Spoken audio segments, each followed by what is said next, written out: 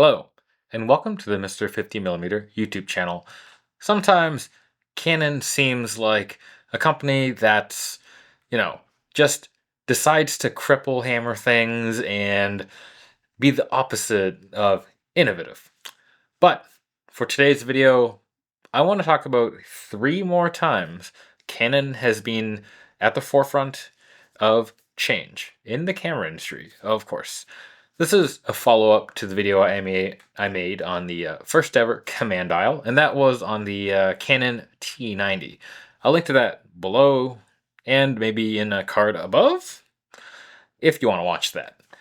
Anyways, we'll talk about 3 more products, and we'll see if you can guess what their impact was.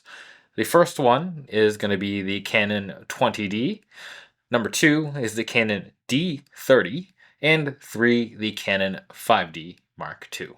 Let's get into it.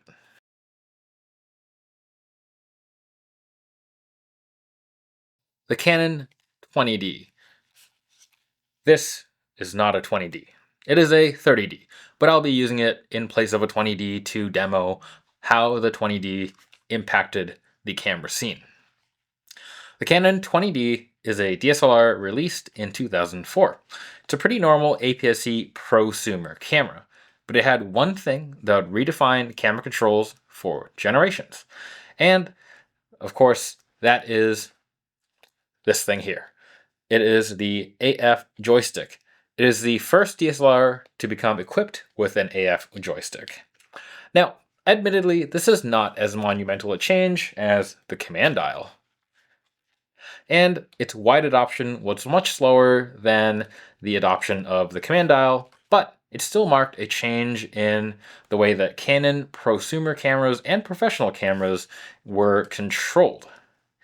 And basically, on the 20D, the AF joystick, I think, at least to me, was a masterful piece of control interface. It allowed you to rapidly select autofocus points, if that wasn't clear by the name AF joystick. And it also worked kind of like a D-pad when you were doing image review to quickly move around a magnified image to check where you needed to check. Now, basically, in the modern times, this basically still works the exact same way. You can augment autofocus points or autofocus selection by twiddling the joystick. Now, after the Canon 20D, a whole bunch of other Canon cameras started adopting this system, starting with cameras like the Canon 1D Mark III series, and moving forward from that, all other 1D cameras would have the AF joystick. You also had cameras like the 5D, 5D Mark II, 6D cameras, and the double-digit D cameras, except for the 60D, 70D, and 80D. For some reason, they didn't decide to put it in those. And in the modern times of mirrorless cameras, you can find the AF joystick on innumerable Canon mirrorless products. And while Canon went whole hog, or some hog, on the AF joystick, what it was used for actually was kind of as a product line differentiator. For example, the Canon Rebel cameras only had the D-pad controls, where cameras like the 20D, 30D, 40D, 50D, and 90D had the AF joystick, signifying a more pro control scheme. And again, it was removed from the 60D to 80D, and some say that might have been to try to push up the 7D series as the Pro APS-C DSLR, and so they bumped down the 60D to 80D just a tiny bit. Anyways, this kind of tracks as the AF joystick and the rear command dial was removed on those cameras with one of those multi-way controllers, the ones with the D-pads and a rotary control flanking said D-pad, kind of like the control on the EPL2, but chunkier. Anyways, back to the point. It took other manufacturers a little while longer to get into the AF joystick game. For example, Nikon wouldn't add it until the final few DSLRs, like the D500 in 2016, the D850 in 2017. That said, you can now spot AF joysticks on a huge number of their mirrorless offerings. And Sony, they're actually weird. They actually adopted it kind of earlier on their full frame cameras like the A900, but when they jumped to the mirrorless world, it was kind of absent for a while in the Sony NEX line, all the way up until I think the A7 Mark III. From then on, it kind of made its way into their mirrorless lineup as well. Similarly, other cameras adopted it from the mid to late 2010s. Why is that though? Well, I think that unlike the command dial, which is a very universal control and can be mapped to do a myriad of manipulation, the AF joystick was really a little more specialized. It came into its own as manufacturers began to increasingly ramp up the number of AF points in the cameras. When the 20D was released, it had, 9 AF points, and you can quickly go between those points by moving your AF joystick. But you could also have done it like by using the D-pads, like on the cheaper XT series Rebel cameras, or Rebel cameras in general.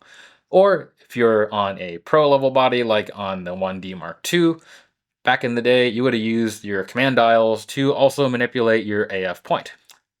However, later on, with mirrorless cameras having hundreds of AF points across the frame, jabbing at a D-pad, it's not nearly as good as scrolling through or thumbing an AF joystick. Now, not only that, despite the advent of touch controls with the rear touchscreens, I actually find myself seldom using those to control AF points, especially if the camera has something as versatile as the AF joystick. Again, it's just my personal preference. I tended to not like using the touch panel for that purpose, even when my camera didn't have an AF joystick, like when I had the EOS RP.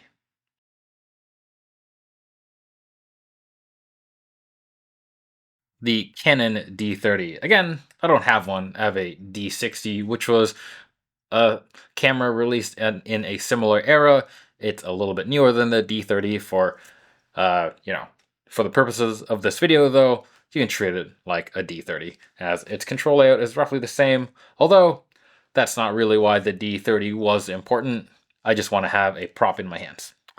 Anyways, the Canon D30, and that's right, I am saying D30, not 30D, was a Canon DSLR released in fall of the year 2000.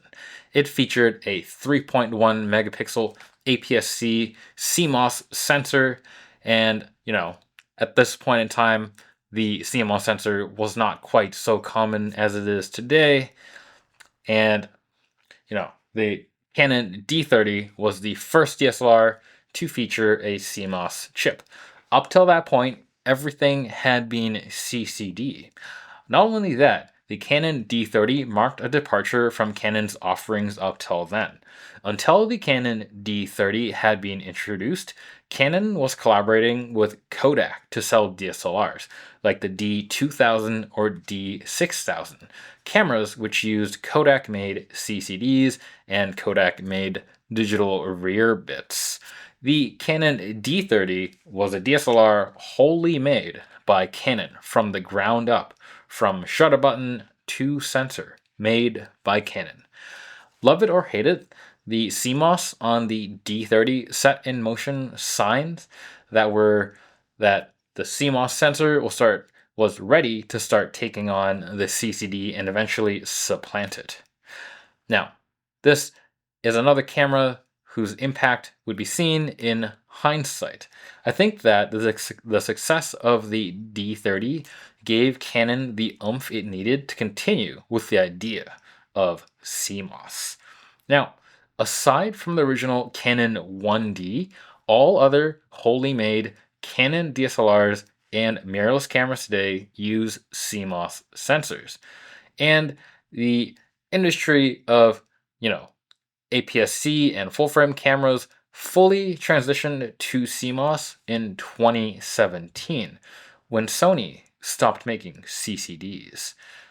Nikon's last CCD camera would come in at the year 2009 with the Nikon D3000. All cameras moving forward from that point would be CMOS powered. Now, even before this point though, Nikon's camera lineup had been a pretty good mix of CMOS and CCD.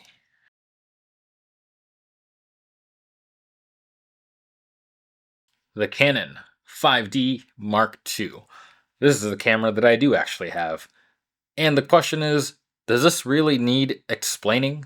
The Canon 5D Mark II was the first DSLR to shoot 1080p video, the second to shoot video at all.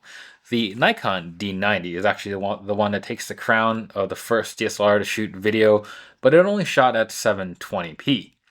Now, again, the Canon for this would be the first of any Canon DSLR to do video at all. Now, this camera not only does video, but its video, it was something seen as quite good. Now, by modern standards, it's alright, but at the time, footage from the 5D Mark II was said to have rivaled some actual dedicated video cameras. The 1080p of the 5D Mark II was, actually accomplished by using line skipping, reading every third line on the sensor. And that footage is recorded in 420, whatever that means.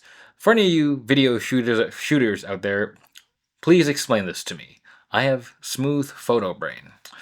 At any rate, all this resulted in the Canon 5D Mark II bringing serious video features into the DSLR and subsequently mirrorless world. This camera opened up a world of fairly impressive video features on a fairly chunky sensor, all of this on a budget comparatively speaking. This enabled filmmakers of any budget to make footage that was pretty high quality. So why is it important though? Well, with such a camera being an actual big hit with filmmakers, it put video into the minds of photo camera manufacturers, realizing that they now have a whole new market waiting to be tapped into, and a product that could be fashioned into a dual role function of photo and video relatively easily. Not long after the 5D Mark II, every single DSLR mirrorless camera had a video mode. Some better, some worse, some clearly just an attempt to get something with video out the door, eventually leading us to where we are now, where video specs are basically put beside photo specs on many cameras sold today. And I personally wonder that if this camera wasn't such a smash hit, would the state of cameras be different today? I'm sure that some would argue that the focus on video-centric features in photography gear hasn't been that useful to them, but that's besides the point.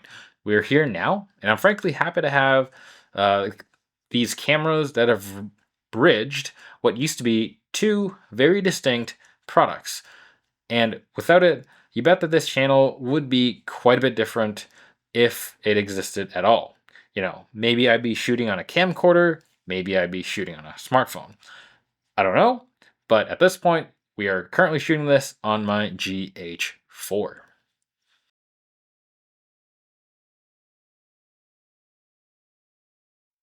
With that, I think I've gushed at Canon's history long enough. Did I miss any other big things that Canon did? I'm sure I did.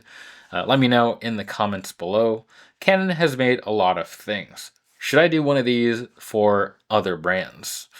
As always, don't forget to like, comment, subscribe, and maybe a super thanks if you're into that. Till next time, bye.